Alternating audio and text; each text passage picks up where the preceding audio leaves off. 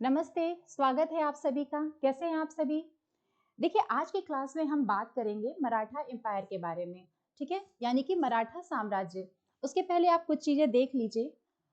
अगर आपका क्वेश्चन है कि ये क्लास किस एग्जाम के लिए है, तो अगर आप यूपीएससी की तैयारी करते हैं तो आपके लिए ये वीडियो काफ़ी यूजफुल होने वाली है। अगर आप यूपी पीसीएस की तैयारी कर रहे हैं तो भी ये आपके लिए बहुत ही इंपॉर्टेंट है। तो देखिए, यहाँ पे एग्जाम्स के नाम है, ठीक है? अगर आप यूपी पीसीएस आरओ की तैयारी कर रहे हैं तो बिल्कुल देखिए। एसएससी की, यूपीएसआई, यूपीपी या फिर रेलवे एनटीपीसी, अगर आप इनमें से किसी भी एग्जाम की तैयारी कर रहे हैं तो ये वीडियो आपके लिए काफ़ी मददगार होने वाली है। और उससे भी इम्पॉर्टेंट एक बात है कि आप जाइए प्ले स्टोर से ऐप विजन क्लासेस गोरखपुर को इंस्टॉल कीजिए, ठीक है? जरूर इंस्टॉल कीजिए। वहाँ पे काफ़ी इंपॉर्टेंट वीडियोस हैं और नोट्स हैं, ठीक है? टेस्ट अपलोडेड है। आप वहाँ पे जाके अटेंड कीजिए और अपने स्कोर को आने वाले एग्जाम्स में बढ़ाइए। आगे बढ़े। देखिए, यहाँ पे हम शुरुआत करेंगे शिवाजी से। हमारी शुरुआत होने वाली है मराठा साम्राज्य में शिवाजी से, क्योंकि देखा जाए तो मराठा साम्राज्य के वास्तविक संस्थापक जो थे वो कौन थे? वो थे शिवाजी, ठीक। आगे यहाँ पे हम हिंदी वाले पेज से पढ़ते हैं ताकि जो हिंदी मीडियम के स्टूडेंट्स हैं उनके लिए भी ये इजी हो। देखिए, यहाँ पे बात वही है कि शिवाजी की शुरुआत कहाँ से होती है? तो शिवाजी की शुरुआत होती है शिवाजी के जन्म से। तो आप कहेंगे कि शिवाजी का जन्म कब हुआ था? तो शिवाजी का जन्म होता है 10 अप्रैल 1627 और यहीं पे कहीं कहीं जिक्र आता है 1630 का भी, ठीक है? तो आपके अकॉर्डिंग जैसा ऑप्शन आए, अगर 1630 दिया हुआ है तो 30 आप राइट मार्क कीजिएगा, अगर 1627 दिया है तो 27 मार्क कीजिएगा। वैसे ज़्यादा अगर यहाँ पे देखा जाए तो ज़्यादा करेक्ट जो है वो उसकी संभावना है 1627 की। तो देखिए, शिवाजी का जन्म जो है 1627 में अप्रैल में होता है। कहाँ होता है? तो पुणे के शिवनेर किले में होता है।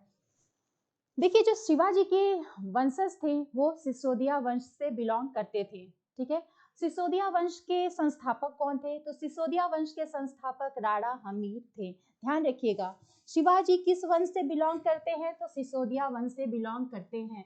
और जो सिसोदिया राजवंश है, सूर्यवंशी ये एक तरीके से थे। तो ये इसके संस्थापक राणा हमीर और इसी इसी वंश से राणा कुंभा, महाराणा सांगा और राणा प्रताप भी बिलोंग करते थे। तो ध्यान रखेंगे। तो शिवाजी का जो वंश था वो था सिसोदिया राजवंश और ये लोग राजस्थान से बिलोंग करते थे। तो देखिए, शिवाजी का जन्म 1627 में शिवनेर पुणे में हुआ था, ठीक। सॉरी। देखिए, अगर इनकी माताजी का नाम कहा जाए तो इनकी माताजी का नाम जीजाबाई और इनके पिताजी साहजी भोसले। और इनके गुरुदेव कौन थे? तो इनके दो गुरु का नाम आता है, एक थे कोंडदेव और एक थे रामदास, ठीक है? जो रामदास थे इनके आध्यात्मिक गुरु थे और जो इन्होंने बाकी की शिक्षा ली थी वो किससे ली थी? कोंडदेव से ली थी। ध्यान रखिएगा, यहाँ इनके दो गुरुओं का जिक्र आता है, ठीक है? आप आगे देखिए, औरंगजेब था उस टाइम, औरंगजेब का भी कार्यकाल था आगे चल के, ठीक है? तो औरंगजेब का जब कार्यकाल आता है लगभग 1658 से, तो यहाँ पे शिवाजी में और औरंगजेब में काफी कॉन्फ्लिक्ट होता है और इनको नाम देता है पहाड़ी चूहा। कौन देता है? औरंगजेब देता है। ध्यान रखिएगा, शिवाजी गुरिल्ला युद्ध के लिए भी काफी फेमस माने जाते थे। देखिए, आप कहेंगे गुरिल्ला युद्ध क्या होता है? गुरिल्ला युद्ध में अचानक और रुक रुक कर हमले किए जाते हैं, ठीक है? तो उसे कहते हैं गुरिल्ला युद्ध। तो शिवाजी का नाम काफी प्रचलित था गुरिल्ला युद्ध के लिए। ध्यान रखिएगा। अभी तक हमने यहाँ तक देखा पहाड़ी चूहा कौन इनको कहता था? तो इनको पहाड़ी चूहा कहने वाला औरंगजेब था। बिल्कुल ध्यान रखेंगे।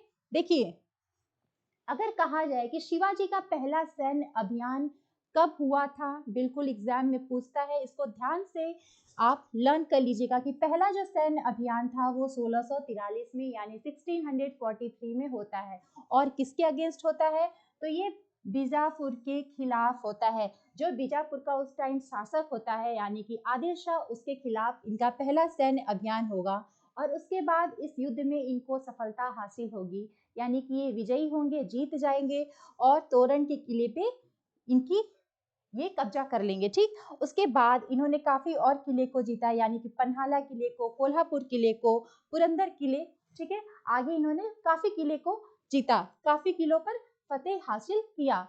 आगे देखिए, देखिए अभी जो आगे बात आती है कि आपने देखा कि इनका जो पहला सैन्य अभियान था 1643 में था, आप एकदम ध्यान से याद रखिएगा। अब देखिए बात हो रही है कि 1663 में यानी 1663 में इन्होंने शाइस्ता खान को हराया। शाइस्ता खान यहाँ पे कौन था? तो शाइस्ता खान था औरंगजेब का मामा। आपने देखा कि जो औरंगजेब की शुरुआत होती है उसके रूलिंग की, वो लगभग 1658 से शुरुआत इसकी हो जाती है, ठीक है। तो देखिए शिवाजी में और औरंगजेब में काफी कॉन्फ्लिक्ट चल रहा होता है, लड़ाइयाँ चल रही होती हैं। तो उसी दौरान औरंगजेब अपने मामा यानी शाइस्ता खान को भेजता है शिवाजी को मारने के लिए। तो आपने वही देखा कि 1663 में शाइस्ता खान को ये हरा देते हैं। लेकिन क्या होता है, औरंगजेब भेजता तो है जाओ शिवाजी को मार के आओ, हाँ, लेकिन शाइस्ता खान हार जाता है यहाँ पे। और देखिए फिर उसके बाद क्या होता है, जो इम्पोर्टेंट इनकी एक्टिविटी, इनके जीवन की गाथा रही है उसमें ये होगा, और ये एग्जाम में जरूर पूछा जाता है, ध्यान से आप इसको नोट कीजिएगा कि इन्होंने पहली बार सूरत को कब लूटा था, इन्होंने पहली बार लूटपाट कब किया था। तो हाँ जी, शिवाजी ने सूरत को लूटा था कब? पहली बार 1664 में, यानी 1664 में। पहली बार सूरत को इन्होंने 1664 में 1664 में लूटा था, ठीक। तो उस टाइम क्या हुआ था, जो सूरत था मुगलों का काफी इंपॉर्टेंट, काफी महत्वपूर्ण औद्योगिक केंद्र यानी इंडस्ट्रियल एरिया था। उसकी वजह से मुगलों का काफी बड़ा लॉस हुआ। उसके बाद क्या होता है, औरंगजेब को आता है गुस्सा और वो भेजता है राजा जय सिंह को। राजा जय सिंह कहाँ के रहते हैं? तो ये रहते हैं आमेर के, आमेर यानी राजस्थान के रहते हैं। आपने जोधा बाई का नाम तो सुना होगा ना, अकबर की जोधा बाई जी, हरका बाई भी कहीं कहीं नाम होता है, ठीक है। तो वो भी कहाँ की थी? आमेर की थी। तो ये जो राजा जय सिंह होते हैं ये भी होते हैं आमेर के। तो जब शिवाजी ने पहली बार 1664 में यानी 1664 में सूरत को लूटा, तब औरंगजेब को आया गुस्सा और उसने भेजा उसके बाद राजा जय सिंह को कि जाओ शिवाजी को हराओ, ठीक है। तो शिवाजी में और राजा जय सिंह में भिड़ंत होती है और यहाँ शिवाजी पकड़े जाते हैं, ठीक। तो आगे चल के 1665 में, ध्यान रखिएगा इंपॉर्टेंट संधि है, पुरंदर की संधि होती है। पुरंदर की संधि किसके बीच में होती है अगर आपसे पूछा जाए तो 1665 में होगी, यानी 1665 में शिवाजी और राजा जय सिंह के बीच में होती है। देखिए यहाँ पे कुछ एग्रीमेंट होता है, इस संधि में कुछ बातें मानी जाती है। यहाँ पे शिवाजी बोलते हैं ठीक है भैया, हमने 35 किले लगभग जीते हैं, उसमें से 23 किले तुम्हें लौटा रहे हैं। और ये बात इन्हें जबरदस्ती मनवाई जाती है कि 35 किलो में से इन्हें 23 लौटा देना है, ठीक है। किसे लौटा देना है? ये औरंगजेब को लौटा देना है। तो इन्होंने 23 किले वापस कर दिया, ठीक। आगे जो बात होती है कि शिवाजी के पुत्र होते हैं संभाजी, अभी हम आगे देखेंगे इनका लीनियज, ठीक है। तो उसमें होता है कि जो औरंगजेब के पुत्र होते हैं संभाजी, इसी एग्रीमेंट में ये भी एग्री किया जाता है, इसी संधि में, कि संभाजी कहाँ जाएंगे? जाएंगे औरंगजेब के पास, ठीक है। तो संभाजी जाते हैं औरंगजेब के पास, हाँ, और शिवाजी रहते हैं अपने ही राज्य में। लेकिन एक साल बाद यानी कि 1666 यानी 1666 में, ध्यान रखिएगा, एक साल बाद 1665 में पुरंदर की संधि होगी। 1666 में जाएंगे शिवाजी भी औरंगजेब से मिलने, क्योंकि उनका बेटा संभाजी कहाँ रहते हैं? वो भी रहते हैं औरंगजेब के पास, ठीक है। तो आगे देखिए क्या होता है। बिल्कुल, आप यहाँ पे देखिएगा, पुत्र जो संभाजी औरंगजेब की सेवा में जाते हैं, हाँ। लेकिन यहाँ पे देखिए बीच में क्या होता है, 1666 में जब औरंगजेब के पास जाते हैं शिवाजी, तो शिवाजी को ये बंदी बना लेता है। कौन? औरंगजेब इनको बंदी बना लेगा। लेकिन शिवाजी बहुत ही चालाकी से वहां से बचकर निकल लेते। कैसे? फलों की टोकरी में बैठ के छिप के वहां से निकल आते हैं। शिवाजी जाएंगे औरंगजेब से मिलने, लेकिन औरंगजेब उनके साथ धोखा करेगा और उनको कैद कर लेगा। लेकिन शिवाजी भी कम बहादुर, कम चालाक नहीं थे, वो फलों की टोकरी में बैठ के वहां से बाहर निकल के चले आएंगे। अब देखिए फिर आगे क्या होता है, यहाँ बात हो रही है, जब शिवाजी आते हैं वहां से, तो उन्हें तो रहता ही है औरंगजेब से नाराजगी। तो वो क्या करते हैं, 1670 में, सॉरी 1670 में सूरत को दोबारा लूटते। और ध्यान रखिएगा, ये ईयर्स याद रखिएगा, ये वर्ष याद रखिएगा कि उन्होंने पहली बार लूटपाट की थी 1664 में, दूसरी बार 1670 में की थी, ठीक है। दूसरी बार 1670 में सूरत को लूटा था, फिर अपना राज्य अभिषेक कराया था कब? 1664 में, 1674 1774 में शिवाजी का राज्याभिषेक हुआ था। कहाँ हुआ था? इनकी राजधानी थी रायगढ़। तो रायगढ़ में इनका राज्याभिषेक होता है और तब इन्होंने छत्रपति की उपाधि ग्रहण की। किसकी उपाधि? छत्रपति की उपाधि इन्होंने ग्रहण किया 1674 में राज्याभिषेक के बाद। ठीक है, तो हम इन्हें जानते हैं ना छत्रपति शिवाजी के नाम से। तो छत्रपति की जो उपाधि थी इन्होंने यहीं से ग्रहण किया 1674 से। ध्यान रखिएगा। अब कहेंगे कि इनका जो अंतिम सैन्य अभियान था वो कब था? तो देखिए, जो इनका अंतिम सैन्य अभियान था वो होता है 1676 में। देखिए, यहाँ पे इन्होंने राज्याभिषेक कराया और उसके लगभग 2 साल बाद इनका अंतिम सैन्य अभियान था। वो किसके विरुद्ध था? तो वो था कर्नाटक के विरुद्ध। ध्यान रखिएगा। और फिर उसके बाद 1680 में अप्रैल में ही इनकी मृत्यु हो जाती है। 1680 अप्रैल में इनकी मृत्यु हो जाएगी। आप ध्यान रखेंगे। ठीक है, देखिए, अगर आपको यहाँ पे देखने में कोई इशू आ रहा है, ठीक है, और अगर आपको ये पीडीएफ चाहिए तो आप विजन क्लासेस गोरखपुर का टेलीग्राम पे जो चैनल है वो ज्वाइन कीजिएगा और वहां से इसको आप ले सकेंगे। ठीक है, तो आप बिल्कुल टेलीग्राम पे विजिट करके ये पीडीएफ वहां से टेलीग्राम से विजन क्लासेस गोरखपुर के चैनल से आप इसे ले सकते हैं। और देखिए, जो ये माइंड मैप के थ्रू अगर आप पढ़ाई करते हैं तो ये आपके लिए काफ़ी यूजफुल होता है आपको लर्न करने में। देखिए, जीएस में क्या होता है, बहुत सारे फैक्ट्स होते हैं, बहुत डेटाज होते हैं, तो आप उसको कैसे लर्न करेंगे? अगर आप उसको कुछ क्रिएटिव तरीके से लर्न करते हैं तो वो आपको काफ़ी टाइम तक रिटेन रहता है। तो देखिए, अगर आप पैराग्राफ पढ़ते हैं तो वो थोड़ा आपको बोरिंग लगता है, ठीक है ना, वो आपको काफ़ी लंबे समय तक लर्न रखने में दिक्कत हो सकती है। लेकिन अगर आप थोड़ा इसको माइंड मैप फ्लो चार्ट के थ्रू पढ़ें तो ये आपके लिए काफ़ी इजी होगा। तो देखिए, अब आगे बढ़ते हैं। अगर हम कहें कि शिवाजी के सक्सेसर यानी उत्तराधिकारी, तो देखिए, आपके लिए एक होमवर्क है कि आप बताइएगा कि शिवाजी की कितनी पत्नियां थी, वाकई इनकी कितनी शादियां हुई थी, ये आप बताइएगा। ठीक है, अभी तो हम बात करेंगे जो मेन 2 इंपॉर्टेंट इनकी पत्नियां रहती हैं और उनके बच्चे। देखिए, शिवाजी के उत्तराधिकारी में पहले जो इनकी पत्नी है वो है साई बाई। इनकी एक पत्नी है साई बाई, जो दूसरी है वो है सोयरा बाई। ठीक है, तो देखिए, जो साई बाई हैं इन्हीं के पुत्र होते हैं संभाजी। कौन होते हैं? संभाजी इन्हीं के पुत्र होते हैं। और जिसको आपने देखा ना कि 1665 में जो पुरंदर की संधि होती है उस टाइम जो संभाजी होते हैं औरंगजेब की सेवा में आगरा चले जाते हैं। ठीक है, तो वही संभाजी की बात हो रही है। 1680 और यहाँ पे आप देखिए 1680 से इनकी शुरुआत होती है, राजा बनते हैं। ये शिवाजी के डेथ के बाद, शिवाजी का डेथ कब होता है? इनकी मृत्यु होती है 1680 में, ध्यान रखिएगा। और उसके बाद ये राजा बनेंगे, यानी कि 1680 में राजा बनेंगे और 89 में इनकी भी मृत्यु हो जाती है। आगे आप देखिएगा, बात किसकी है? राजा राम की। ठीक है, राजा राम इनके सौतेले भाई रहते हैं। ध्यान रखिएगा, अगर एग्जाम में पूछे कि संभाजी के राजा राम कौन लगते हैं तो ये इनके सौतेले भाई रहते हैं। ठीक है ना।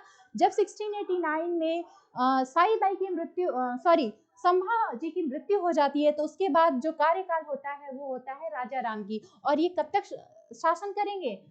1700 एडी तक ये शासन करते हैं। देखिए, अगला है, जब राजा राम की मृत्यु हो जाएगी 1700 में तो उसके बाद नंबर आता है इनके बेटे यानी शिवाजी, सेकेंड शिवाजी द्वितीय का। ठीक है, और ये शासन करेंगे अपनी माता ताराबाई के संरक्षण में कितना? 7 साल तक। ठीक है, अगर आपसे पूछता है कि मराठों की बहादुर महिला का नाम बताइए तो आप किसका नाम लेंगे? तो आप लेंगे इन्हीं की माता जी का, यानी कि ताराबाई। ठीक है, तो वो कौन होती हैं? राजा राम की पत्नी होती हैं, मराठों की सबसे बहादुर महिला ताराबाई। ठीक है ना, ध्यान रखिएगा, ताराबाई। देखिए, उसके बाद शिवाजी द्वितीय, जब इनकी बारी चली जाती है, मतलब कि साहू जी से युद्ध होगा और साहू जी से ताराबाई से युद्ध होगा, खेड़ का युद्ध। हाँ, तो खेड़ की लड़ाई में साहू जी हरा देते हैं ताराबाई को और ताराबाई यहाँ से फिर ये लोग रिटर्न हो जाते हैं और राजा बनते हैं साहू जी। ठीक है, ताराबाई की हार के बाद साहू जी राजा बनेंगे और ये कार्यकाल इनका 1760 से 1749, याद रखिएगा। ठीक है ना। आगे देखिए क्या बात हो रही है। देखिए, आगे वही है कि जब औरंगजेब ने संभाजी को मार डाला था, ठीक है ना, औरंगजेब ने क्या किया था? संभाजी को मार दिया था। क्यों? कि औरंगजेब का विद्रोही पुत्र यानी रिबेलियस सन था कौन? अकबर सेकेंड। और वो चाहता था राजा बनना औरंगजेब को हराकर। आपने समझा यहाँ पर कि अकबर द्वितीय औरंगजेब का रिबेलियस पुत्र यानी कि विद्रोही पुत्र था और इसको संभाजी ने जगह दी थी। ठीक है, राजपूतों ने क्या किया था, अकबर द्वितीय को चढ़ा दिया था, ठीक है, अपनी बातों से कि देखो तुम बहुत अच्छा राजा बन सकते हो और औरंगजेब तो बहुत क्रूर है, हमें तुम्हें राजा बनाना है, ठीक है, तो तुम क्या करो, औरंगजेब के विरुद्ध युद्ध करो, ठीक है ना। तो फिर यहाँ पे सपोर्ट कौन करता है, संभाजी करते हैं और इसी का गुस्सा रहता है औरंगजेब को। औरंगजेब जब इसको मौका मिलेगा तो ये संभाजी की यहाँ पे कत्ल कर देगा, यानी हत्या कर देगा, ठीक है, ध्यान रखेंगे आप। देखिए अब फिर क्या होता है, जब इन्होंने औरंगजेब ने संभाजी को मार डाला, उसके बाद क्या करता है, संभाजी के पुत्र शाहू को ये बंदी बनाकर अपने साथ लेके चला जाता है। समझ आया। तो आपने देखा कि शिवाजी की जब मृत्यु होती है उसके बाद जो राजा बनते हैं संभाजी बनते हैं, लेकिन संभाजी ने अकबर द्वितीय को यानी अकबर सेकंड को शरण दिया। उसकी वजह से गुस्से में औरंगजेब क्या करता है, संभाजी को मार देता है और उसके बाद उनके पुत्र यानी शाहू जी को कैद करके अपने साथ लेके जाता है। फिर अब बारी आती है राजा राम की, यानी संभाजी के जो सौतेले भाई हैं राजा राम, उनकी बारी है, ठीक है ना। तो देखिए क्या होता है कि जब संभाजी मारे जाते हैं तो यहाँ पे अब फिर राजा बनेंगे कौन, राजा राम, ठीक है ना, ध्यान रखिएगा, राजा राम बनते हैं राजा। और इनकी मराठों की जो पहले राजधानी थी अभी तक की रायगढ़ थी, आपने देखा था शिवाजी ने 1674 में, ठीक है, 1674 में अपना राज्य तिलक कराया था, कहाँ पे, रायगढ़ में कराया था, तब उन्होंने छत्रपति की उपाधि ग्रहण किया था। तो वही बात हो रही है कि जब राजा राम राजा बनते हैं तो जो मुगलों का आक्रमण है इतना ज्यादा बढ़ जाता है मराठा के साम्राज्य में, ये अपना जो राजधानी है बदल देते हैं और वो कहाँ चले जाते हैं, जिंजी चले जाते हैं, ठीक है। इनका कार्यकाल वही 1689 से शुरुआत होता है, ठीक है, और ये जिंजी यानी तमिलनाडु में चले जाते हैं। लेकिन फिर क्या होता है, धीरे धीरे जो भी वजह कुछ होती है, जिंजी का पतन होने लगता है और ये लोग कहाँ आ जाते हैं बाद में सॉरी सतारा आ जाते हैं, ठीक है ना, सतारा महाराष्ट्र में आ जाते हैं और यहाँ पे इनकी मृत्यु हो जाती है। देखिए जब हम लोग शिवाजी को पढ़ते हैं तो वहीं पे अष्ट प्रधान का जिक्र आता है, ठीक है। शिवाजी का जो राजस्व व्यवस्था होता है लगभग और उनके मंत्रियों के बारे में, प्रधान पद के बारे में जब पढ़ते हैं तो वहां पे हम पढ़ेंगे अष्ट प्रधान के बारे में, ठीक है। तो हमने क्लास में पढ़ा है अष्ट प्रधान। तो देखिए 8 प्रधान की नियुक्ति करते थे कौन, शिवाजी। काफी वो जो 8 प्रधान थे, जैसे आज काउंसिल ऑफ मिनिस्टर्स होते हैं वैसे ही उस टाइम अष्ट प्रधान बहुत ही महत्वपूर्ण होते थे, ठीक है। तो देखिए क्या है, यहाँ पे एक नया पद जोड़ते हैं प्रतिनिधि का यानी रिप्रेजेंटेटिव, हाँ, नया पद जोड़ते हैं प्रतिनिधि का, कौन, राजा राम। ध्यान रखिएगा अष्ट प्रधान की शुरुआत किसके दौरान हुई थी मराठा काल में, तो वो शिवाजी के दौरान हुई थी, लेकिन एक नया पद जोड़ा जाता है और वो कौन जोड़ने का काम करते हैं, वो करते हैं राजा राम। कौन सा पद है, प्रतिनिधि का है, ठीक है। आगे बढ़े, देखिए अब बात हो रही है कि जब साहू जी आते हैं, ठीक है, साहू जी क्या करेंगे, शाहू जी को तो कैद कर लिया जाता है, संभाजी की मृत्यु के बाद शाहू जी को कैद कर लेंगे और राजा राम नए राजा बनते हैं। अब बात हो रही है उनके पुत्र शिवाजी की, ठीक है। तो यहाँ क्या होता है, जब राजा राम की मृत्यु हो जाती है तो शिवाजी जो द्वितीय होते हैं, शिवाजी सेकंड होते हैं, ये काफी छोटे होते हैं, नाबालिग होते हैं, लेकिन इनकी माता, वही जो मैंने आपको कहा ना, ताराबाई, मराठों की सबसे बहादुर महिला में से इनका एक नाम आता है, ठीक है ना। तो अगर आपसे पूछा जाए कि मराठों की सबसे बहादुर महिला का नाम बताइए तो आप बोलिएगा ताराबाई, ठीक है ना। तो ताराबाई रहती है शिवाजी द्वितीय की माता जी और राजा राम की पत्नी। तो इनके संरक्षण में शिवाजी गद्दी पे बैठेंगे यानी कि छत्रपति बनेंगे, ठीक है ना। और शाहू जी से ताराबाई की युद्ध होगी, कौन सी, खेड़ की लड़ाई 1707 में। 1707 में खेड़ की लड़ाई में शाहू जी ताराबाई को हरा के गद्दी अपने नाम में करा लेंगे, ठीक है ना। और यहाँ पे देखिए वही बात है कि मराठा की बहादुर महिला, यहाँ पे महिला होगा, ठीक है ना। तो मराठा की बहादुर महिला ताराबाई और शाहू जी को जो औरंगजेब कैद करके ले जाता है, जब उसकी मृत्यु हो जाती है, किसकी, औरंगजेब की मृत्यु हो जाएगी, हाँ, तो उसके बाद क्या होगा, मोहम्मद शाह, ठीक है, नया राजा बनता है यानी मुगल सम्राट बनता है और वो शाहू जी को रिलीज कर देता है यानी कि छोड़ देता है, जेल से बाहर कर देता है, ठीक है, उनको कैद मुक्त कर देता है। तब शाहू जी आएंगे और ताराबाई से उनकी युद्ध होगी, सॉरी, युद्ध होगी और उसके बाद जो साहू जी हैं जीत जाएंगे और 1707 से उनके कार्यकाल की शुरुआत हो जाएगी। ठीक है जी। अब आगे देखिए हम क्या कह रहे हैं, यहाँ पे बात किस चीज की हो रही है।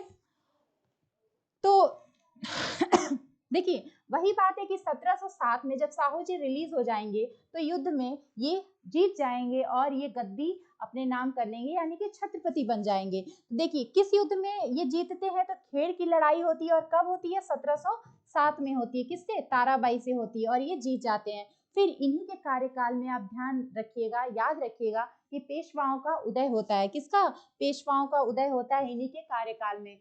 ठीक है, उसके बाद क्या होगा, साहू जी ने मराठा साम्राज्य को 5 परिसंघ में बांट दिया था, यानी 5 कॉन्फेडरेशन में बांट दिया था। ध्यान रखेंगे 5 परिसंघ में मराठा साम्राज्य को बांट दिया था। आप यहाँ पे नाम ध्यान रखिएगा, बड़ौदा किसके नाम किया था, गायकवाड़ के नाम किया था। ठीक है, पुणे किसके नाम, पेशवा, और नागपुर भोसले, इंदौर होलकर और ग्वालियर सिंधिया के नाम किया था। ठीक है, ध्यान रखिएगा ये चीज। अब आगे बढ़े, देखिए यहाँ पे आप लर्न कैसे करेंगे, अगर आपको थोड़ा सा याद करना हो तो कैसे करेंगे। देखिए ध्यान रखिएगा, यहाँ गायक का नाम आ रहा है ना, गायक लिखा हुआ है, तो देखिए जो गाने वाले होते हैं वो बड़े होते हैं, यानी कि बड़ौदा। एक तरीके से जो गायक होते हैं बड़े होते हैं, तो उनका जो लिंक है बड़ौदा से करिए। आपने देखा जो छत्रपति हैं उनकी शुरुआत पुणे से हुई थी, तो पेशवा एक तरीके से ध्यान रखें पुणे से। हाँ, और नाग आपको पता है घोंसला बनाता है, बनाता है, बिल्कुल बनाता है, तो उसी को आप भोसले कर दीजिए। तो नागपुर किसका है, भोसले का है। ठीक है, इंदौर आप लर्न कर लीजिए होलकर का, ग्वालियर सिंधिया का है। ठीक है, चलिए आगे बढ़ते हैं। देखिए आगे अब हम क्या बात करेंगे, पेशवाओं का उदय जी। देखिए पेशवाओं का काल, हाँ तो पेशवा का काल, उसका ईयर क्या है, 1713 से 1818। देखिए ये जो पोस्ट होती थी अष्टप्रधान की, काफी इंपॉर्टेंट पोस्ट होती थी। ठीक है, अष्टप्रधान में देखेंगे जो पहला महत्वपूर्ण पद होता था वो होता था पेशवा का। और जो इसकी शुरुआत, इनका जो पावर था, वो जो रेस किया, वो कब रेस किया, तो किया वो शाहू जी के कार्यकाल से। शाहू जी का कार्यकाल कब से था, 1707, जब वो खेड़ की लड़ाई में जीत जाते हैं तब से, और 1749 तक। ठीक है ना, तो उसी टाइम, तो देखिए जो ये पोस्ट होता था, ये पोस्ट क्या था, वंशानुगत था, यानी हेरिडेटरी था। और ये लोग कहाँ रहते थे, अभी आपने देखा ये पुणे में निवास करते थे।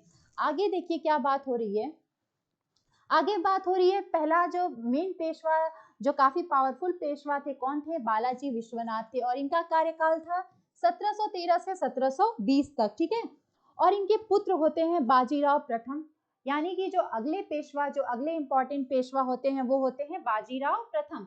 ठीक है, तो वही बात यहाँ पे कही जा रही है कि साहू जी ने छत्रपति बनाया, सॉरी साहू जी को इन्होंने छत्रपति बनाया। ठीक है ना, ये जो थे बालाजी विश्वनाथ पहले काफी पावरफुल पेशवा थे, है ना, बालाजी विश्वनाथ, ध्यान रखिएगा, जिनका कार्यकाल था 1713 से 20 तक, और इन्होंने शाहू जी को छत्रपति बनाने में मदद किया था। ठीक है, और इन्हीं के समय छत्रपति को मान्यता दी गई थी, किसने दिया था, फारूक सियार ने, उस टाइम मुगल सम्राट था फारूक सियार। ठीक है, तो छत्रपति पद को मान्यता दी गई थी फारूक सियार से, यानी मुगल सम्राट से। ध्यान रखिएगा कौन देता है, मुगल सम्राट। ठीक है, कौन होता है, फारूक सियार जी।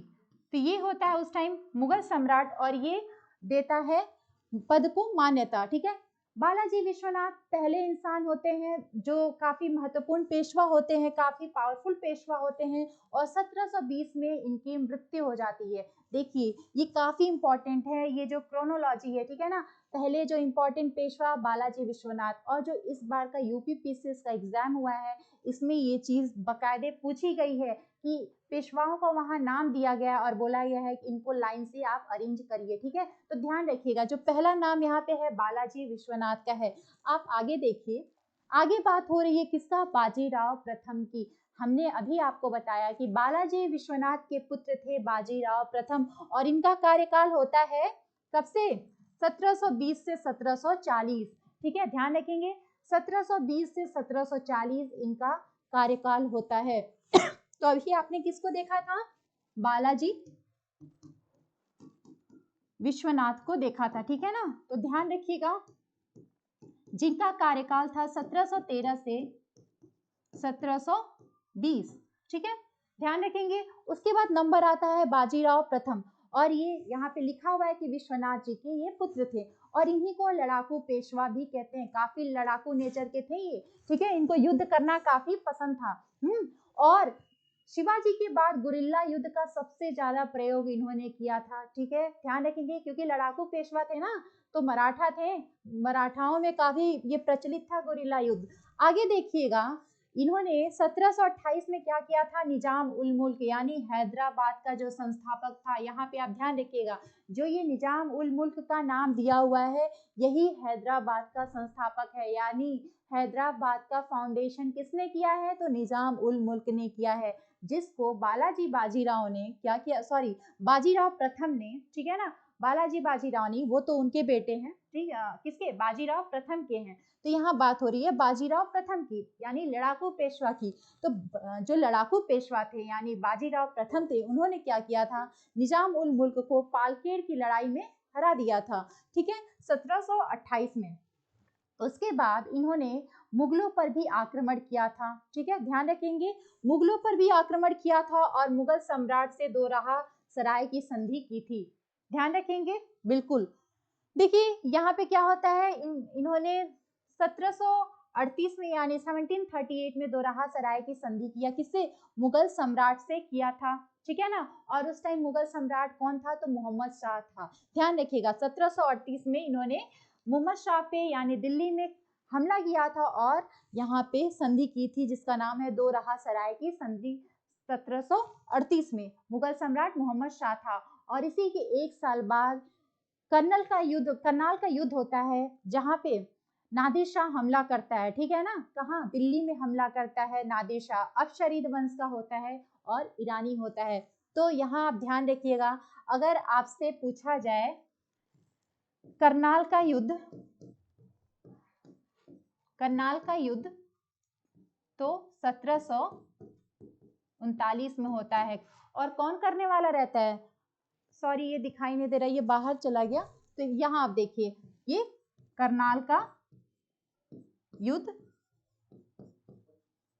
ठीक है, ये होता है 1739 में, किसके बीच में होता है, तो ये नादिर शाह के और मुगल सम्राट के बीच में होता है। मुगल सम्राट उस टाइम अभी मैंने आपको बताया कौन रहता है, मोहम्मद शाह रहता है, ठीक है।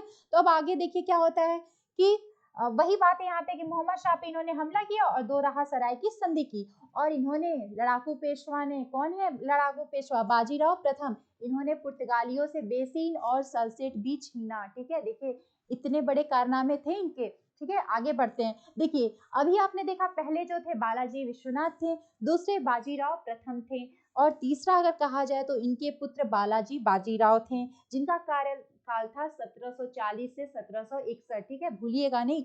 और ये क्रोनोलॉजी अगर आप लर्न रखते हैं, क्योंकि इस बार यूपीपीसीएस एग्जाम में ये पूछा गया था, तो आगे भी अगर एग्जाम में पूछा जाता है, इससे रिलेटेड स्टेटमेंट वाइज क्वेश्चंस बनते हैं, तो आप इसको हल कर लेंगे, ठीक है ना। तो इम्पोर्टेंट है, क्योंकि मराठा जो टॉपिक है ये इम्पोर्टेंट है, तो आप इसको ध्यान से पढ़िए, हाँ। और ये पीडीएफ मैंने जैसा कि आपको बताया आपको टेलीग्राम से मिल जाएगा, ठीक है। विजन क्लासेस गोरखपुर के चैनल पे विजिट करके आप वहां से ये पीडीएफ ले लीजिएगा, और ऐप भी जरूर डाउनलोड कीजिएगा। देखिए अब आगे बढ़ते हैं, अब बात हो रही है किसकी, अब वही बात हो रही है बाजीराव प्रथम यानी उनके पुत्र बालाजी बाजीराव की, जिनका कार्यकाल होता है 1740 से 61 के बीच में, ठीक है, ध्यान रखेंगे 1740 से 61 के बीच में इनका कार्यकाल होता है। देखिए इन्हीं को कहते हैं नाना साहेब, यानी कि नाना साहेब फर्स्ट, ठीक है, आगे हम देखेंगे नाना साहेब द्वितीय भी होते हैं, ठीक है, इनको कहते हैं नाना साहेब फर्स्ट, ठीक है ना। तो देखिए, और इनको शिवाजी के बाद मराठा साम्राज्य का सबसे बड़ा संस्थापक माना जाता है, ठीक है, ध्यान रखिएगा क्योंकि शिवाजी के बाद इन्होंने मराठा साम्राज्य का अत्यधिक विस्तार किया था, ठीक है, ध्यान रखेंगे।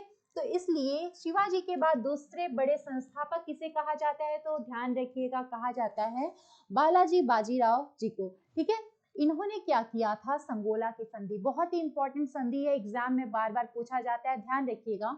संगोला की संधि अगर कहा जाए किसके बीच में हुआ था, तो बालाजी बाजीराव और किसके बीच में, राजा राम सेकंड के बीच में हुआ था। अब बताइए राजा राम सेकंड कौन थे, राजा राम सेकंड, तो ये थे ताराबाई के पौत्र, ठीक है ना। तो राजा राम सेकंड और यहाँ पे जो यहाँ पे जो बालाजी बाजीराव हैं यानी कि पेशवा है, उनके बीच में होता है, ठीक है, ध्यान रखेंगे। राजा राम सेकंड और पेशवा के बीच में संगोला की संधि होगी, ठीक है, 1749 में होगी। और यहाँ पे क्या बात होती है, यहाँ कही जाती है संगोला की संधि में कि छत्रपति का पद अब समाप्त हो गया, ठीक है ना। अब छत्रपति का पद समाप्त, अब जो शक्ति है किसके हाथ में गई, अब पावर गया पेशवा के हाथ में, ठीक है, इस चीज का ध्यान रखिएगा। वहीं पे झलकी की संधि होती है, झलकी की संधि हैदराबाद के रूलर के साथ होगी, ठीक है। आगे बढ़े, देखिए आगे क्या बात हो रही है, पानीपत का तीसरा युद्ध, ये कब होता है, 1761 में होता है जी, 1761 में होता है पानीपत का युद्ध। और अगर कहा जाए तो ये किसके बीच में होता है, तो ये होता है अहमद शाह अब्दाली, वो रहता है अफगानी, अहमद शाह अब्दाली के बीच में होता है और मराठाओं के बीच में होता है। देखिए बात ये होती है कि मराठा चाहते हैं भारत पे रूल करना, अपना साम्राज्य बनाना, ठीक है ना, लेकिन उस टाइम जो अब्दाली था वो भारत पे कई बार आक्रमण कर चुका था और उसने अपने अकॉर्डिंग शाह आलम सेकंड को मुगल सम्राट नियुक्त कर दिया था दिल्ली में, और अपना एक अफगानी व्यक्ति भी बिठा दिया था, कौन, अहमद शाह अब्दाली, ध्यान रखिएगा अफगानी था। और अभी जो हमने करनाल का युद्ध देखा था, नादिर शाह जिसमें इन्वॉल्व था, वो ईरानी था, अफशरीद वंश का, और ये अफगानी, ठीक है ना। जो अब्दाली था, ठीक है, अब्दाली क्या था, ये अफगानी था, ठीक है ना अफगानी था, ध्यान रखिएगा। और इसका जो किंगडम था वो था दुर्रानी किंगडम, ये दुर्रानी किंगडम से था, ठीक है। उसके बाद देखिए क्या होता है कि यहाँ पे वही बात है कि अब्दाली और मराठा के बीच में ये युद्ध होता है, ठीक है। मराठा को कौन यहाँ पे लीड कर रहा होता है, तो सदाशिव राव भाऊ और विश्वास राव भाऊ। तो बताइए शिव जी पे आपको विश्वास है ना, तो ऐसे लर्न कर लीजिएगा कि सदाशिव राव भाऊ और विश्वास राव भाऊ, ठीक है ना। तो शिव जी पे विश्वास है, तो बिल्कुल। तो देखिए आगे जो यहाँ पे इंपॉर्टेंट मिनिस्टर्स होते हैं मराठा के, ठीक है, जिनको मराठा मैकियावेली भी कहते हैं, उनका नाम है महादजी शिंदे और नाना फडणवीस, ठीक है। ये दो इंपॉर्टेंट मराठा मिनिस्टर्स होते हैं, ठीक है, ये भी इन्वॉल्व होते हैं इस युद्ध में और काफी इंपॉर्टेंट रोल प्ले करते हैं, ठीक है, ध्यान रखिएगा। इस युद्ध में क्या होता है, इन लोगों की मौत हो जाती है और यानी कि मराठा की हार हो जाती है और बालाजी बाजीराव जी को काफी सदमा पहुंचता है। और 6 महीने बाद यानी कि पानीपत के युद्ध के बाद जो कि 1761 में होता है, इनकी मृत्यु हो जाती है, किसकी, बालाजी बाजीराव की, ठीक है। देखिए वही यहाँ पे इनका कार्यकाल है 1761, ठीक है ना। युद्ध के लगभग 6 महीने बाद इनकी मृत्यु हो जाती है। अब आगे देखिए क्या बात हो रही है, अब यहाँ पे कहा जा रहा है कि चलो बालाजी बाजीराव की तो मृत्यु, उसके बाद अब अगला पेशवा कौन बनेगा, तो अगला पेशवा है माधव राव प्रथम। जो अगला पेशवा होते हैं वो होते हैं माधव राव प्रथम, ठीक है। और इन्हीं को अंतिम महान पेशवा भी कहा जाता है। आप ध्यान रखिएगा, अगर आपसे पूछा जाए कि आप नाम बताइए कौन थे अंतिम महान पेशवा, तो थे माधव राव प्रथम, ठीक है, अंतिम महान पेशवा, अंतिम महान पेशवा, ध्यान रखिएगा, ठीक है ना। देखिए आगे चल के इनकी मृत्यु हो जाएगी, उसके बाद इनके भाई नारायण राव बनेंगे पेशवा, ठीक है। और इनके संरक्षक कौन होंगे, किसके संरक्षक में बनेंगे, रघुनाथ राव के संरक्षण में नारायण राव बनेंगे पेशवा, ठीक है। लेकिन समय पाकर रघुनाथ राव क्या करेंगे, इनका कत्ल कर देंगे, यानी कि नारायण राव की हत्या कर देंगे, कौन, रघुनाथ राव, क्योंकि ये बनना चाहते हैं पेशवा, ठीक है ना। इन्हीं को राघवा भी बोलते हैं, राघवा, ठीक है, राघवा भी इन्हीं को बोलते हैं, ठीक है। तो ये क्या करेंगे, जो रघुनाथ राव रहेंगे ये मार देंगे नारायण राव को, और उसके बाद ये चाहेंगे कि मैं पेशवा बन जाऊं, और अंग्रेज इनका इसमें सपोर्ट कर रहे होते हैं, यानी कि अंग्रेज चाह रहे होते हैं कि ये रघुनाथ राव बन जाए पेशवा, क्योंकि अंग्रेजों को मेनली क्या करना था, ट्रेड करना था, अपना बिजनेस करना था। और रघुनाथ राव उनको अलाउ कर रहे थे, कहीं ना कहीं उनको सांत्वना दे रहे थे कि भैया तुम हमें बना दो पेशवा, उसके बाद हम तुमको अलाउ करेंगे, जितना चाहे बिजनेस करो, तुमसे कोई टैक्स नहीं लेने वाले हम, ठीक है, तो तुमको क्या यहाँ होने वाला है, मुनाफा होने वाला है। तो इसीलिए ब्रिटिशर्स का यहाँ फायदा था और वो चाहते थे कि रघुनाथ राव बन जाए पेशवा। तो देखिए यहीं रघुनाथ राव और अंग्रेजों के बीच में सूरत की संधि होती है। ध्यान रखिएगा, ये सूरत की संधि 1775 में होगी और कहा जाए तो किसके बीच में होगी, वही रघुनाथ राव और अंग्रेजों के बीच में होगी, ठीक है ना। तो उसके बाद देखिए क्या होगा यहाँ पे जो अंग्रेज होते हैं हार जाते हैं, ठीक है। कब हारेंगे, माधवराव नारायण अगले पेशवा बनेंगे, ठीक है ना, अगले पेशवा बनेंगे, तभी भी क्या होता है, मराठा नहीं चाह रहे होते कि रघुनाथ राव बने पेशवा, लेकिन ये चाह रहे होते हैं कि हम पेशवा रहे, और अंग्रेज भी चाह रहे होते हैं कि ये पेशवा रहे। लेकिन कैसे भी माधवराव नारायण जब पेशवा बनेंगे तभी भी रघुनाथ राव का जो सपना है वो वैसा ही रहेगा, पेशवा बनने का। तो देखिए युद्ध होता है, मेन वजह वही होता है, यहाँ पे वजह क्या होगा, पेशवा बनना, ठीक है ना। तो अगर कहा जाए कि प्रथम मराठा आंग्ल युद्ध क्यों हुआ था, तो पेशवा के पद के लिए हुआ था। और उस टाइम पेशवा कौन था, तो ये थे माधवराव नारायण, और किसके ये पुत्र थे, तो ये नारायण राव के पुत्र थे। ध्यान रखिएगा, माधवराव नारायण नारायण राव के पुत्र थे, ठीक है ना। और उस टाइम होता है प्रथम आंग्ल मराठा युद्ध, बिल्कुल ध्यान रखिएगा। और देखिए प्रथम मराठा आंग्ल युद्ध अगर कहा जाए कब होता है, तो ये होता है 1775 से 1782 के बीच में। ध्यान रखेंगे, जो प्रथम मराठा आंग्ल युद्ध होगा वो होगा 1775 से 82 के बीच में। अगर आपसे पूछा जाए कि इस टाइम गवर्नर जनरल कौन था, तो कौन था, तो इस time governor general Warren Hasting था, बिल्कुल ध्यान रखेंगे ना, हाँ जी ध्यान रखिएगा, वॉरेन हेस्टिंग इस टाइम गवर्नर जनरल होता है, गवर्नर जनरल ऑफ बंगाल, ठीक है। उसके बाद जब राव नारायण 1996 के बाद, इनके समय के बाद किसकी बारी आएगी, बाजीराव द्वितीय की बारी आएगी। देखिए यहाँ रघुनाथ राव बनना चाहेंगे पेशवा, लेकिन इसका ये सपना जो होता है पूरा कौन करेंगे, बाजीराव द्वितीय करेंगे, ठीक है। आगे देखिए बाजीराव द्वितीय, ध्यान रखिएगा किसके पुत्र होते हैं, तो वो रघुनाथ राव के पुत्र होते हैं। देखिए जो यहाँ पे वही बात है कि पहला युद्ध होगा, ठीक है, प्रथम आंग्ल मराठा युद्ध होगा, ठीक है। और यहाँ पे 1782 में पहली संधि होगी, यहाँ पे मराठा जीत जाते हैं और पहली संधि होती है जिसको कहते हैं सालबाई की संधि, ठीक है ना। किसके बीच में होगी, माधवराव नारायण और इंग्लिश के बीच में होगी, यानी कि अंग्रेजों के बीच में होगी। ध्यान रखिएगा पहला युद्ध होगा, ठीक है, प्रथम आंग्ल मराठा युद्ध 1775 से 82 के बीच में, यानी कि 1775 से 82 के बीच में होता है। और इसी टाइम होता है सालबाई की संधि के द्वारा इसका अंत। और सालबाई की संधि पर कब हस्ताक्षर किया जाता है, तो 1782 में हस्ताक्षर किया जाता है। और इसी दौरान ध्यान रखिएगा वडगांव के समझौते पर भी हस्ताक्षर होता है, ठीक है। तो देखिए जो इंपॉर्टेंट है यहाँ पे सालबाई की संधि है, ठीक है ना, पहला जो युद्ध है इसके द्वारा समाप्त किया जाता है। देखिए जो दूसरा युद्ध है द्वितीय आंग्ल मराठा युद्ध, अगर ये कहा जाए तो कब होता है, 1803 से 1806 के बीच में होता है, बिल्कुल ठीक है। देखिए यहाँ पे वजह क्या होता है ना, कि जो पेशवा होते हैं उस टाइम बाजीराव सेकंड होते हैं। देखिएगा जब दूसरा युद्ध होगा तो बाजीराव सेकंड उस टाइम कौन होंगे, पेशवा होंगे, और उन्होंने बेसिन की सहायक संधि पर अंग्रेजों के साथ हस्ताक्षर कर लिया, ठीक है ना, बेसिन की सहायक संधि, ठीक है। तो यहाँ पे क्या होता है, सहायक संधि, यहाँ पे इन्होंने बेसिन की इस पे हस्ताक्षर किया, जो कि आगे चल के सिंधिया और भोसले को पसंद नहीं आएगा। आपने देखा था ना कि साहू जी ने क्या किया था, मराठा एम्पायर को 9 कॉन्फेडरेशन यानी कि 9 परिसंघ में 5 परिसंघ में डिवाइड किया था, ठीक है ना, 5 परिसंघ में डिवाइड किया था। तो उसी में एक सिंधिया भोसले भी थे। तो सिंधिया और भोसले को ये पसंद नहीं आता है और वो क्या करेंगे, विरोध करेंगे, ठीक है ना। ध्यान रखिएगा, अभी मुझसे गलती हुई, मैंने 9 बोला, 9 नहीं था वो 5 था, ठीक है ना। 5 परिसंघ में, कहीं कहीं 6 का भी जिक्र है, ठीक है। तो 5 या 6 परिसंघ में डिवीजन होता है।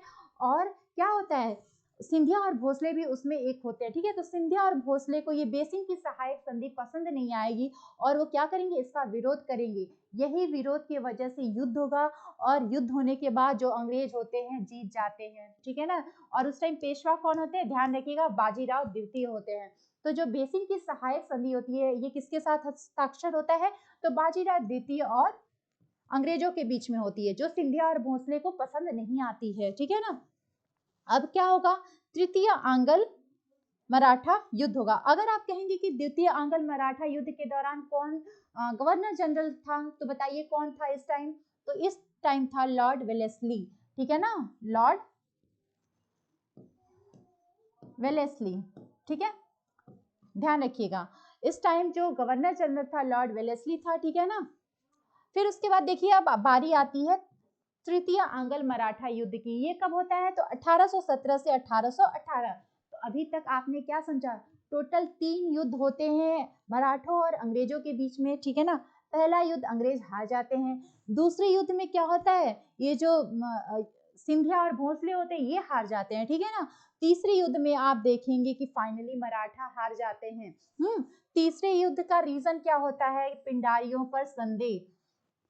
देखिए यहाँ पे क्या होता है, पिंडारियों का जिक्र तो आपने कभी ना कभी मूवी में कभी ना कभी तो सुना ही होगा, ठीक है। पिंडारी कौन होते हैं, देखिए पहले क्या होता था ना, जब मराठा युद्ध करते थे तो पिंडारी एक क्लास ग्रुप होता था, उसमें अलग अलग कास्ट और रिलीजन के लोग होते थे, अलग अलग जाति धर्म के लोग होते थे।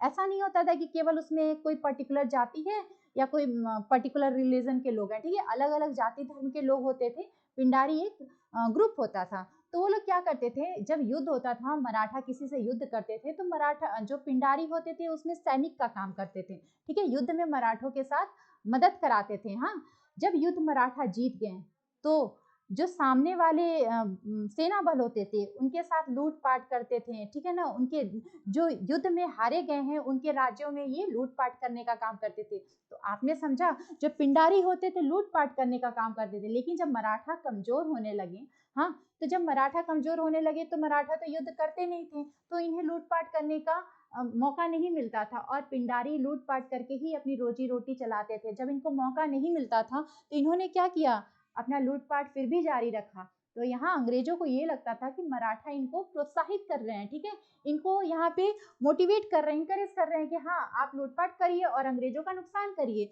तो ये जो शक होता था इसके वजह से ये युद्ध हुआ, ठीक है ना। और यहाँ पे पूरे की संधि के साथ युद्ध समाप्त हुआ। ध्यान रखिएगा, जो तीसरा युद्ध होता है यहाँ पे जो संधि होती है पूरे की संधि होती है। जो पहले युद्ध हुआ था आपने देखा था 1782 यानी 1782 में ट्रिटी ऑफ सालबाई होती है, ठीक है ना, सालबाई की संधि पर हस्ताक्षर होता है और यहाँ पे पूरे की संधि का जिक्र आता है, ठीक है। देखिए उसके बाद क्या होगा कि जो बाजीराव द्वितीय होते हैं, यहाँ पे भी आप ध्यान रखिएगा, जो पेशवा होते हैं बाजीराव द्वितीय होते हैं, बाजीराव सेकंड होते हैं। और जो सेकंड युद्ध हो रहा होता है, सेकंड यानी कि द्वितीय आंग्ल मराठा युद्ध होता है, उस टाइम भी कौन पेशवा रहता है, बाजीराव द्वितीय होते हैं, ठीक है ना। हाँ जी, तो उसके बाद क्या होता है कि ये लोग मराठा लोग हार जाएंगे और बाजीराव द्वितीय को यानी बाजीराव सेकंड को ये भेज देंगे अंग्रेज इनको कानपुर में, बिठूर में ठीक है, कानपुर में भेजेंगे, कहेंगे आप जाइए, आप वहीं से आराम से रहिए और हम आपको क्या देंगे, पेंशन देंगे, ठीक है। तो आप जाइए बिठूर, वहीं आराम कीजिए और हम आपको मुफ्त में पेंशन देने वाले हैं। और देखिए आगे क्या होता है कि बाजीराव सेकंड के ही दत्तक पुत्र रहते हैं, यानी कि एडॉप्टेड सन रहते हैं। एडॉप्टेड सन नाना साहब, आपने नाना साहब का जिक्र सुना होगा, जब 1857 की लड़ाई क्रांति हो रही थी उस दौरान जो कानपुर से लीड करते हैं नाना साहब, ठीक है ना, नाना साहब नेतृत्व करते हैं कानपुर से 1857 की क्रांति में। तो देखिए वही नाना साहब सेकेंड, अभी हमने देखा था नाना साहब फर्स्ट, ठीक है, तो यहाँ पे जो बात हो रही है नाना साहब सेकंड की बात हो रही है। तो ये एडेप्टेड सन होते हैं बाजीराव सेकंड के और इनको क्या करता है, जो लॉर्ड डलहौजी होता है उस टाइम वो गवर्नर जनरल होता है, वो क्या करेगा, इनको पेंशन देना बंद कर देगा। देखो भैया यहाँ पे ये भेजे कि जाओ कानपुर रहो और हम आपको फ्री का पेंशन देंगे, आराम से रहो खाओ पियो मस्त, ठीक है। लेकिन आगे चल के नाना साहब का भी पेंशन रुकवा देता है कौन, डलहौजी। तो नाना साहब को आता है गुस्सा और इस वजह से वो 1857 की क्रांति में भाग लेंगे, अंग्रेजों को भगाने के सपने से, ठीक है ना, इनका ड्रीम होगा कि अंग्रेजों को भगाना है, ठीक है, या तो फिर वो हमारा पेंशन जो है लागू करवाएं दोबारा, ठीक है। तो ये चीज आप ध्यान रखेंगे। तो अभी तक हमने पढ़ा था मराठा का साम्राज्य। देखिए अभी कुछ चीज और है, जैसे कि अगर आपसे कहा जाए कि मराठा का राजस्व व्यवस्था, ठीक है, तो यहाँ पे इनका जो मेन सोर्स होता है, ठीक है ना, तो वो क्या होता है, कृषि कर होता है, ठीक है, कृषि कर, ध्यान रखिएगा, एग्रीकल्चरल टैक्स, ठीक है। तो जो इनके रिवेन्यू का यानी इनकम का सोर्स होता है मराठा साम्राज्य का, वो क्या होता है, एग्रीकल्चरल टैक्स होता है, ध्यान रखेंगे जी। देखिए यहाँ दो इंपॉर्टेंट टैक्स का नाम आता है, एक होता है चौथ और दूसरा होता है सरदेश मुखी, ठीक है। ये दो इंपॉर्टेंट टैक्स है, ध्यान रखिएगा, सरदेश मुखी और चौथ, ठीक है। यहाँ पे मराठा जो छत्रपति होते हैं, राजा होते हैं, वो क्या करते हैं, 1/4 टैक्स लेते हैं, ठीक है ना। तो ये कहाँ से लेंगे, ये लगभग जो मुगल साम्राज्य होंगे वहां से। देखिए जो मुगल सम्राट होते थे वो मराठा के आक्रमण से बचने के लिए टैक्स देते थे, लगभग उसी टैक्स का ये नाम है चौथ, ठीक है, ये 1/4 होता था, ठीक है ना। देखिए और सरदेश मुखी ये 1/10 होता था, ध्यान रखिएगा, सरदेश मुखी 1/10 होता था। और वो उन जगहों से देते थे मराठा जहाँ वो जिन राज्यों को, जिन हिस्सों को, क्षेत्र को उस पर अपना वंशानुगत अधिकार समझते थे, वहां से ये सरदेश मुखी लेते थे। देखिए सरदेश मुखी यानी कि जिन राज्यों पे वो अपना अधिकार वंशानुगत अधिकार समझते थे, यानी हेरिडेटरी राइट समझते थे, वहां से ये लेते थे सरदेश मुखी। और मुगल सम्राट मराठा के आक्रमण से बचने के लिए कर देते थे, जिसका नाम था चौथ, ठीक है, ये 1/4 होता था और सरदेश मुखी 1/10 होता था, ठीक है। एक और चीज यहाँ पे है, आपको मैंने बताया कि अष्ट प्रधान ठीक है, अष्ट प्रधान, ठीक है, और यहाँ पे 8 मंत्री होते थे।